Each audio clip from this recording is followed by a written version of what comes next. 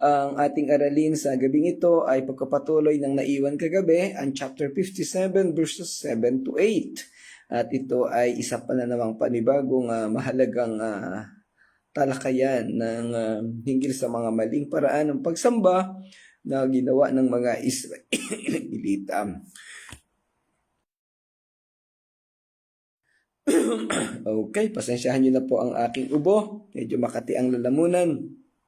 Sige po, tayo ay manalangin. Samahan po ninyo ako.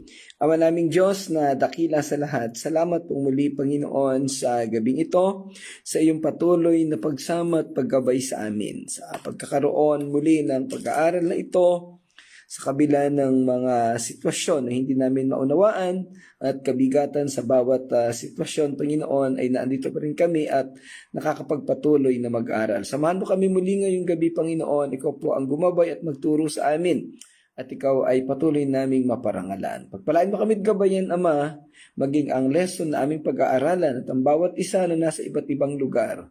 Sa pangalan ng Panginoong Hesus, ito po ang aming dalangin. Amen. Okay. Kung meron pong mga naka-join na hindi ko nakikita ang pangalan, salamat po sa inyong lahat na mga matitiyagang nag-join sa ating pag-aaral. Yan. Tayo po ay magpapatuloy sa ating gawain at hindi po natin hahayaan na tayo ay mahadlangan ng nandiyan na rin si Pastor Claude, si Kuya Bob, si Brother Edgar, si Carla. Okay, nandiyan din si Carla ngayon. At syempre si Pastor Nanding. Okay, ang ating pong talakayan ay ang pangkalahatan tema ay ang mga huwad na pagsamba o ang spiritual adultery o yung pagsamba ng mga Israelita sa mga Diyos-Diyosan. At ito po ay nasimulan natin sa talatang 3 at ito ay hanggang doon sa talatang 12. Kagabi sa verses 5 sorry po.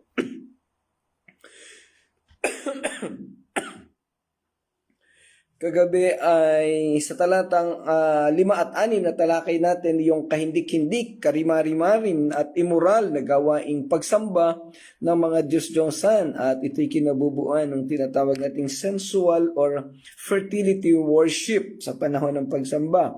Ginaganap sa matataas na lugar at sa ilalim ng mga punong mayayabong, yung ensina at sa mga kagubatan. Ang temang iyan ay pagpapatuloy natin sa gabing ito sa talatang 7 at 8. Ang sabi sa verse 7, sa tuktok ng bundok kayo'y umaahon upang maghandog at makipagtalik. Ayan. Okay, so makita natin napakaigsin ng talatang 7 pero naandoon ang nilalaman at naandoon ang nais na ipahiwatig ng talata. Binabanggit sa talatang ito ang idolatriya at espiritual na kawalan ng katapatan ng Israel.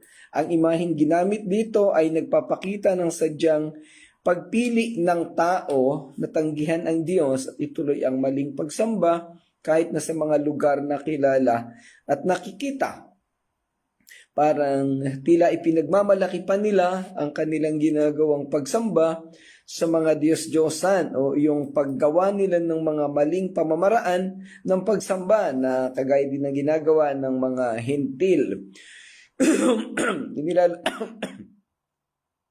Inilalarawan ng talata ang mga tao na umaahon upang maghandog sa isang mataas at matayog na burol. Ito isang metaphor para sa kanilang mga gawaing pagsamba sa Diyos-Diyosan. Kagabi ay natalakay natin na yung matataas na lugar, ito ay simbolo ng pagan worship o pagsamba sa mga Diyos-Diyosan. At ito ay ginagawa ng mga hintil o ng ibang mga bayan na pagano sa kapanahonan iyon ng lumang ng tipan. Yan nga, ang mga burol at matataas na lugar ay kadalasan ginagamit bilang lugar para sa paganong pagsamba. ang pariralang naghanda ng iyong higaan ay nagpapahiwatig, nayayon sa King James, so nagpapahiwatig ng intensyon at pagiging permanente na para bang pinili ng mga tao na manatili sa kanilang kasalanan sa halip na sumunod sa Diyos. Ang mga tao sa kapanahon ng iyon ay nahumaling sa pagsamba sa Diyos-Diyosan, sa mga idolo at paggawa ng mga bagay na kagaya ng ginagawa ng mga paganong tao sa kanilang kaparaanan ng pagsimba. At ito ay tinawag natin na Bacchalian orgies, na isang karimari-mari na pamamaraan, isang malaswa, immoral at hindi kalugod-lugod sa harapan ng Diyos. Sa pamamagitan ng pag-aalay ng mga hain sa mga matataas na lugar na ito, tinanggihan ng mga tao ang pagsamba sa iisang tunay na Diyos sa kanyang templo at sa halip ay ibinigay ang kanilang debosyon sa mga idolo. Hindi ito isang kaswal na pagkakamali, kundi isang sadyang pagtalikod sa Diyos upang sumunod sa ibang mga Diyos. Kaya sila'y tinawag na spiritual adulterer. Ang sitwasyon na ito, sila'y nangangalunya, kinonsider na mangangalunya dahil ang pangkalahatang larawan ng Diyos ay ang asawang lalaki at ang kanyang asawa ay ang bayang Israel. May mga binabanggit na ganyan talata sa ibang ganyang katuruan sa ibang kabanata. Ang Israel ay kinonsider na isang babae o ang bayan na asawa ng Diyos. Ngayon, dahil itong mga Israelita ay sumamba sa Diyos-Diyosan, ito ay katumbas ng tipan niya sa ibang lalaki o sa ibang uri ng pagsamba. Kaya siya ay consider na nangangalunya sa harapan ng Diyos. Ayan, so laganap ang ganitong katiwalian sa usaping espiritual sa kapanahunan ng lumang tipan at maging sa bagong tipan, actually hanggang sa ating kasalukuyang panahon. Magandang gabi, Sir Irene. Hindi nawawala kahit sa ating kapanahunan ngayon ang mga pagsamba sa Diyos-Diyosan. So, syempre, ang pinaka-obvious sa lahat ay yung pagsamba sa mga rebulto, sa mga imahe, o sa mga santo na yari sa kahoy, yari sa simento o sa seramiko. Pero, maliban pa dito, ang pagiging spiritual adulterer ng ibang tao ay masusukat doon sa mga bagay na ginagawa natin na hindi nakakapagbigay ng kaluguran sa Diyos. O kaya ay kumakain ng oras sa halip na ang ating gawin ay para sa Panginoon, ang ginagawa natin ay para sa mga taong iyon o sa mga bagay na iyon. Halimbawa, masyado tayong nakafocus sa trabaho. Nag-consider yung trabaho na Diyos-Diyosan kasi halos doon na nakafocus ang ating panahon. Kung tayo ay nakafocus sa mga pag-aaral, o sa mga paglalaro, o sa pakikipaglibang, o anumang bagay na mas inuuna natin sa halip na ang Diyos. Kung araw ng linggo, araw ng devotion, o araw ng prayer meeting, o kung anumang gawain na itinakda sa loob ng simbahan, kung ito hindi natin inuuna, ang anumang bagay na ipinapalit natin dito ay pumapaloob doon sa kategorya ng Diyos-Diyosan. O minsan naman, ang nagiging Diyos-Diyosan natin ay ang ating sarili, ang ating ego, ang ating pride, ang ating pansariling katwiran.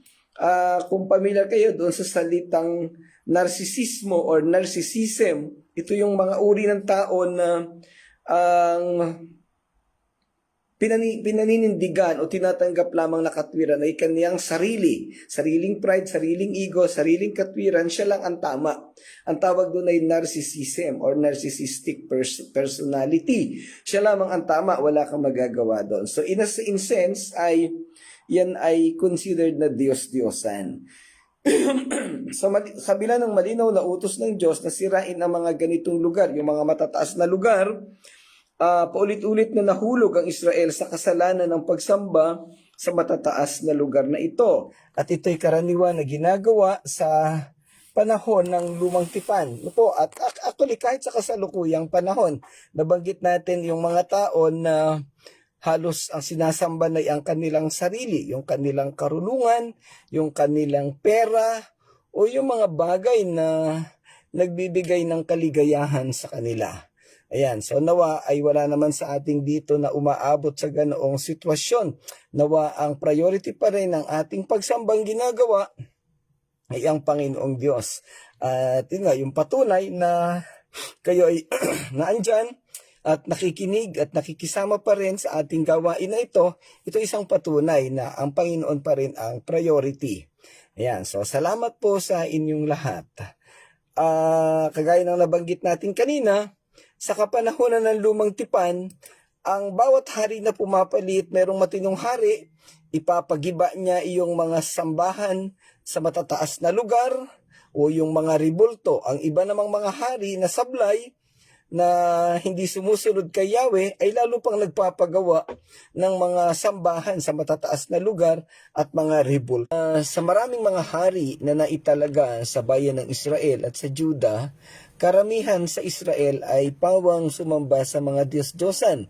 Iilan lamang dito ang nagpatanggal nito, pero karamihan, halos lahat ng naging hari ng Israel ay hindi naging matino, hindi sumunod kay Yahweh.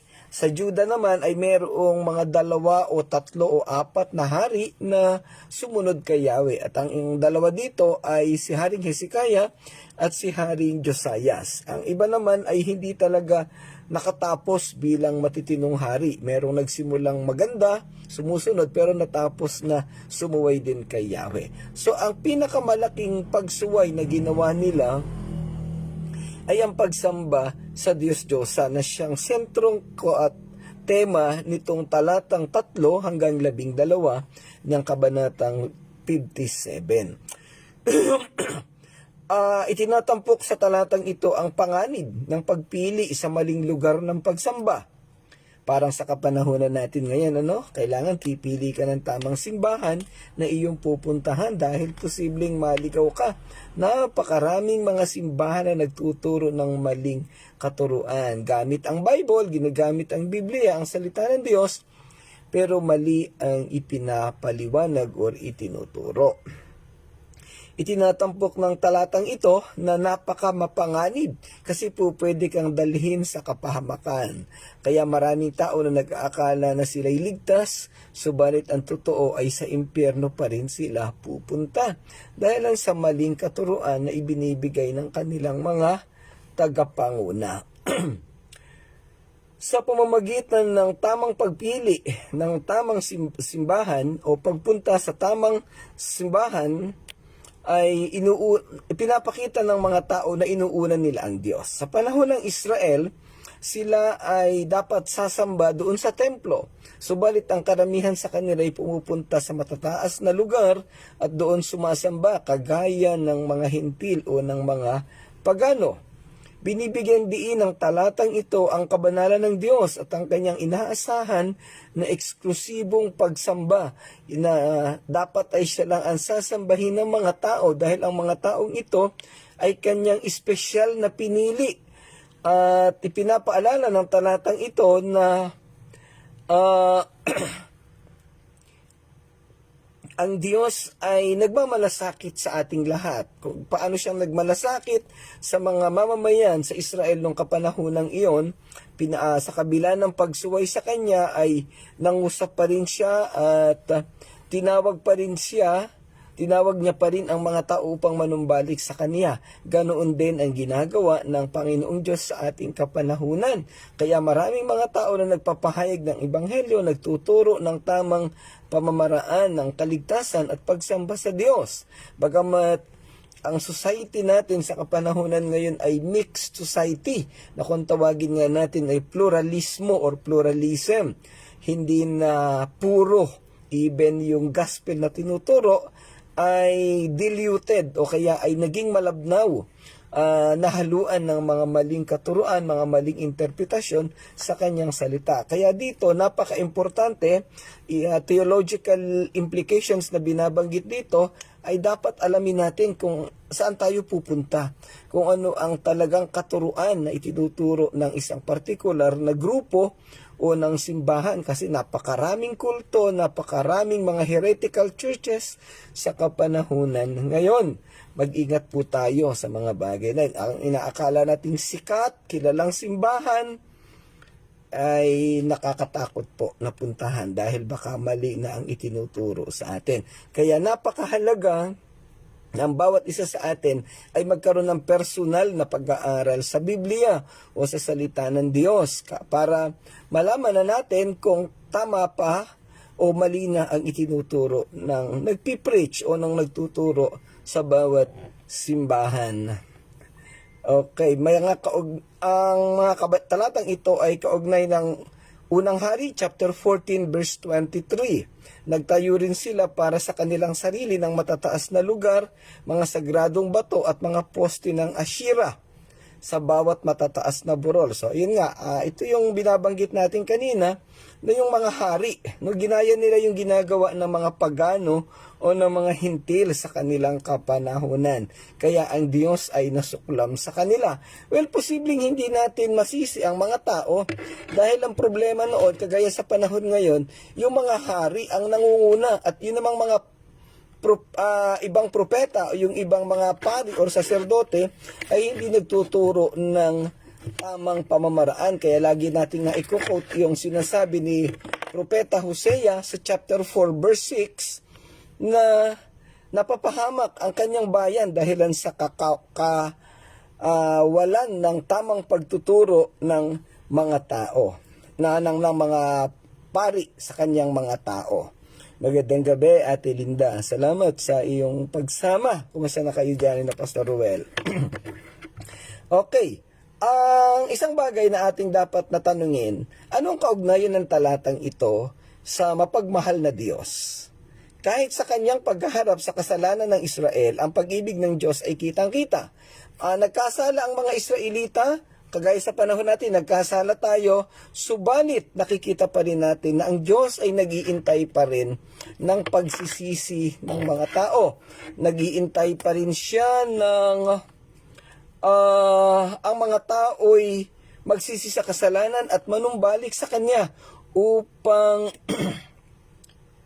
Kanyang tanggapin at magkaroon ng totoong pananampalataya. Ito yung hindi natin kayang unawain na pag-ibig, yung lalim ng pag-ibig at soberanya ng Diyos na kahit gaano siya iwanan, talikuran ng mga tao, ay babalik at hiniintay pa rin siya. Mahal pa rin niya. Ito yung binabanggit natin kanina na napakalalim na pag-ibig. Ang sukatan ng tunay na pag-ibig ay iyong sa kabila ng tinalikuran ka, iniwanan ka, o ginawan ka ng mali, iniibig mo pa rin o mahal mo pa rin yung tao. Yan ang pag-ibig na tinatawag nating unconditional. At yan ang pag-ibig na nagmumula sa Diyos. Sabi sa Roma chapter 5 verse 8, tayo inibig ng Diyos kahit nung panahon na tayo ay makasalanan pa. At hindi, once na tayo inibig ng Diyos, hindi siya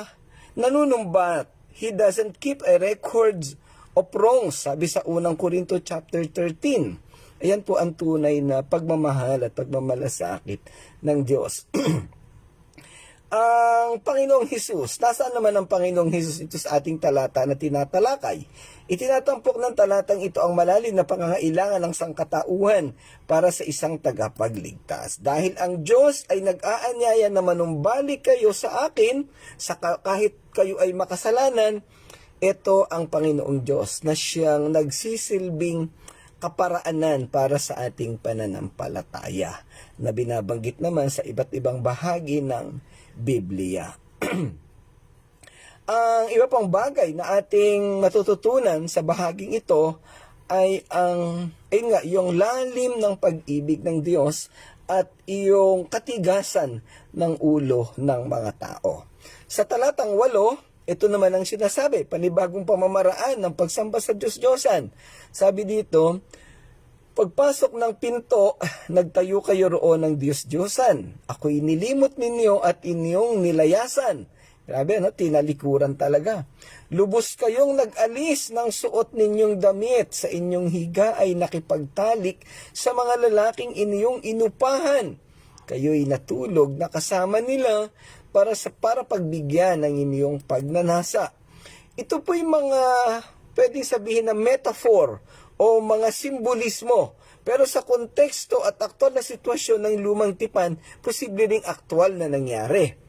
Sa kapanahonan natin, nabanggit ko nga kagabi, meron pang mga nangyayaring ganito. Pero kung ikay tunay na mananampalataya, kung ikay mananampalataya na, hindi mo na ito gagawin. Ito'y, sa panahon natin, ay ginagawa ito ng mga taong demonic o kaya ay nag-aalay kay Satanas o kaya ay walang pananampalataya sa Panginoon. Halimbawa, yung mga kulto, nabanggit natin yung simbahan ni Kibuloy at yung ibang simbahan sa Mindanao na ganyan ang ginagawa. Iniaalay ang mga babae sa kanilang dinidiyos na yun mismong kanilang tagapanguna. Ayan. Yung binabanggit dito, mapapansin natin dito, may binabanggit na lubos kayong nag-alis ng suot ninyong damit. Ang nais ipahiwatig dito, tinanggal yung kasuotan na ibinigay ng Diyos. Tinanggal yung pananampalataya na tama, yung proteksyon ng Diyos, yung kabanalan na ibinigay ng Diyos, o yung imahe ng Diyos na ibinigay sa kanila, yung Espiritu. Then sa inyong higa ay nakipagtalik sa mga lalaking inyong inupahan. Okay. Ito yung tinuturing natin at tinabanggit natin kahapon na fertility worship. Ngayon, lalaki, ibig sabihin, ang nakipamatok dito o ang nangalunyay, babae. Ano po bang ibig sabihin nito? Yung babae dito sumisimbolo sa Israel. At yung lalaking binabanggit ay ito yung Diyos-Diyosan na kanilang pinatulan. Kaya ito ay parang metaphor ng ginagawa nilang pagsamba sa Diyos-Diyosan. At ang sabi doon, sa huling bahagi, kayo'y natulog na kasama nila para pagbigyan ng inyong pagnanasa. Para bagang yung mga tao ay uhaw na uhaw sa pagsamba sa Diyos-Diyosan. Parang ayaw na ayaw nila sa tunay na Diyos. Kaya't sila'y nakitira, natulog, sumama ng matagal o sumamba ng mahabang panahon doon sa mga maling Diyos na sinasamba ng mga pagano. Sorry po. Tinatalagay sa talatang ito ang kawalang katapatan ng bayan ng Diyos. Iyon na nga, malinaw at hindi komportabling mga termino ang ginagamit. Medyo masakit sa tenga, masakit pakinggan, pero yun po ang totoong nangyari sa kanilang kapanahunan. Inilalarawan nito ang kanilang espiritual na pangangalunya or idolatry na inilalantad ang lalim ng kanilang pagtataksil at ang kanilang paghahanap sa mga dayuhang Diyos. Sa talatang ito, ipinapahayag ng Diyos ang pribado at pampublikong mga paraan kung paano siya tinalikuran ng kaniyang bayan, habang ang mga Israelita ay panlabas na pinapanatili ang ilang anyo ng pagsamba ng Diyos. Ito pa, yung pagiging huwad na pagsamba, ipinapakita pa rin ng mga Israelita na sinasamba nila ang Diyos, pero sa kalooban-looban ng kanilang pagkatao ay ibang Diyos na ang kanilang sinasamba. Well, mas malapit ito sa ating sitwasyon ngayon. Yung nababanggit natin na mga mananampalataya, pero iba yung priority, hindi ang Panginoon. Ayan. Kaya ang resulta ng lahat ng ito, yung binabanggit sa Matthew 7 at sa Matthew 25. Na pagdating ng huling panahon, akala ng mga tao, papasok sila sa langit, pero ang totoo, hindi sila kilala ng Diyos, palalayasin sila. So, kaya nga napaka-importante ng evangelism, napaka-importante ng pag-aaral ng salita ng Diyos at pagkilala sa Kanya, paglapit sa Kanya at paghanap sa Kanya. Ito po'y karunungan na tanging ang Diyos din ang makakapagbigay sa atin. Okay. Alam na natin ang konteksto ng kapanahunan na to, laganap ang pagsamba ng Israel at ng Juda sa mga Diyos-Diyosan. Again, ang resulta ng mga bagay na ito ay kapahamakan at yung galit ng Diyos sa mga tao na nagbabaliwala sa Kanya. Subalit, again, atin pa rin makikita sa dulo yung mapagmahal na Diyos na nagmamalasakit. Ayaw ng Diyos na mayroong sino mang mapapahamak sa lumang tipan at sa ating kapanahunan. Ang gusto ng Diyos hanggat maaari ay makarating sa kanyang kaluwalhatian, sa kanyang kaharian, ang lahat ng tao. Kaya lang, ang soberanya ng Diyos ay humahatol ayon sa pananampalataya ng tao. Kung ang tao ay nanampalataya, ay ililigtas niya. Tatanggapin niya sa kanyang kaharian. Pero kung hindi siya ito nanampalataya, kung ang mga tao ay patuloy na tumalikod at sumuway sa kanya, ay hindi niya ito panghihinayangan na parusahan upang matuto din. No? Ayan. Kaya ito po'y napakahalaga na lagi na nating panawagan na ang bawat isa ay laging mag-assess, laging tingnan, totoo ba ang pananampalatayang meron ka? Mayroon ka bang kasiguraduhan ng kaligtasan? Ano ang ginagawa mo sa iyong pananampalataya? Naglilingkod ka ba sa Panginoon o sumusubay ka patuloy sa pwedeng sa pamamagitan ng maliliit na kautusan? Pero nandun pa rin ang pagsuway. Ang Diyos ang nakakaalam, hindi natin pwedeng lukuhin o itago sa Panginoon ang ating mga ginagawa. Okay, ang mga talatang ito ay isang panawagan at isa ring babala para sa ating lahat. Again, wala na ang mga Israelita. Tapos na ang kontekstong ito sa panahon nila. Subalit ang natitira ay ang mga mananampalataya at ang mga modernong Israel doon sa mga modernong Israelita doon sa Israel, na ang iba sa kanila ay hindi pa rin nananampalataya sa pamamagitan ng Panginoong Hesus. Ito po'y panawagan sa ating lahat na andyan na ang pag-ibig ng Diyos, inilatag na sa atin, pinipilit na sa atin, nawa ay matuto tayong tumugon sa pagtawag ng Panginoon upang makasigurado na tayong lahat ay doon sa langit pupunta. Kung ikaw na may sigurado, mananampalataya ka na, ay huwag mong sarilinin. Ibahagi mo sa ibang tao sa pamamagitan ng pakikipag-usap, pagbabahagi ng kaligtasan, pagpupost sa social media ng kung ano-ano mang hinggil sa pag-ibig ng Diyos. Okay, so pansamantala po, hanggang doon lang po ang ating talakayan sa gabing ito. Bukas ay prayer meeting, then babalik tayo sa Webes para sa talatang 9 at 10. Okay, maraming salamat pong muli sa inyong lahat. Pagpasensyahan po ninyo ang aking internet signal. Dahil ito ay nagpuputol-putol. Sa susunod na mga pagkakataon ay pipilitin nating makahanap ng magandang signal ng internet. Salamat pong muli sa inyong lahat, sa inyong pagsama at pagbibigay ng inyong mga panahon sa ating pag-aaral. Pagpalain po kayong lahat ng Panginoon. Tayo po'y magwakas sa panalangin. Ama naming Diyos na dakila sa lahat, muli po kaming nagpupuri, nagpapasalamat sa iyo sa patuloy na paggabay mo sa amin sa kabila ng nagiging problema sa internet connection, hindi nagiging stable at hindi nagiging consistent lagi, pero naandyan ka pa rin na kami ay ginagabayan mo. Hindi mo hinahayaan na maputol, mawala ang pag-aaral na ito. Patnubayan mo po't pagpalain ng bawat isa na nakasama namin, Panginoon, sa pag-aaral.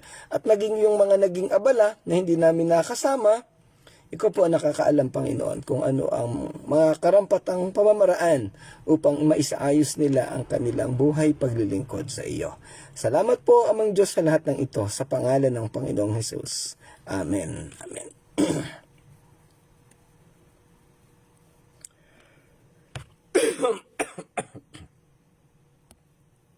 Okay. God bless everyone.